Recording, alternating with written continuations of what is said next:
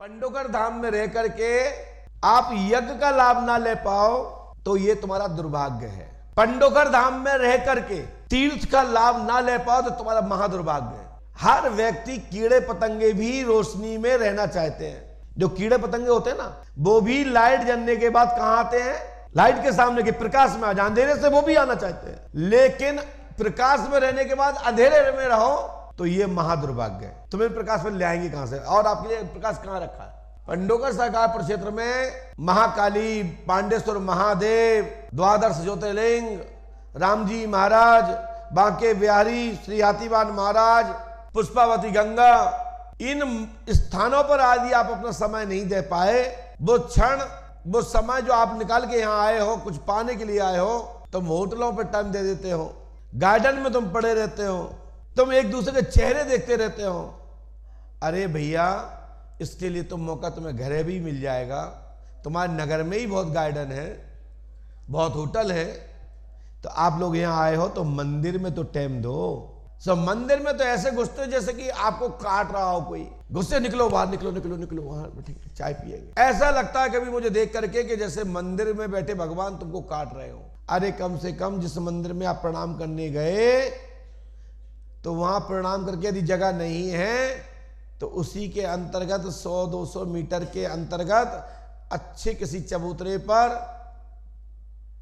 किसी चौपाल पर बैठ करके वहां भगवान का चिंतन करें, शिखर को देखते हुए।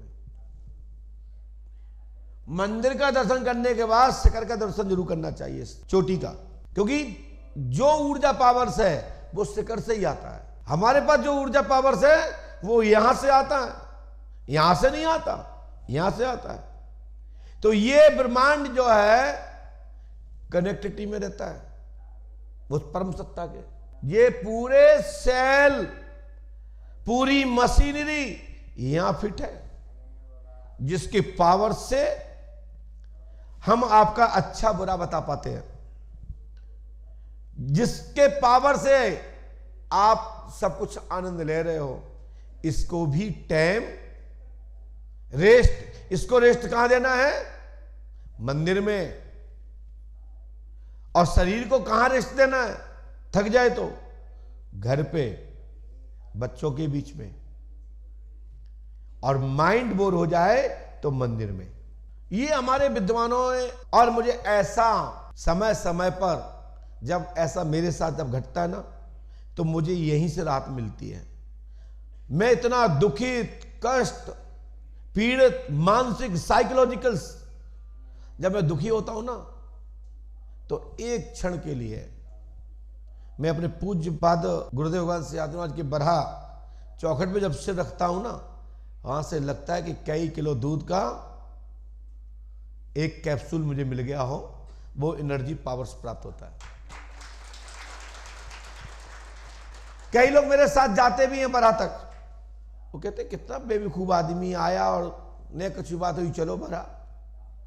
हम उनको समझा नहीं सकते, समझा नहीं सकते, लेकिन मजबूरी बार, कई बार ड्राइवर को सिक्योरिटी जो दे रखी है शासन ने, क्योंकि समाज का कार्य जो मैं कर रहा हूं, जो शासन प्रशासन करता है उसका ही तो अंग एक गुरु होता है, जो भारतीय संस्कृति को बचा के रखता है, जो समय समय पर समाज को दिशा देता है।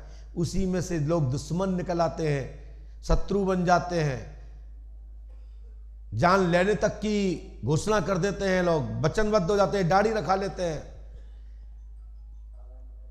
तो उनके कारण जो शासन प्रशासन का दायित्व है तो उनको भी ले जाते हैं।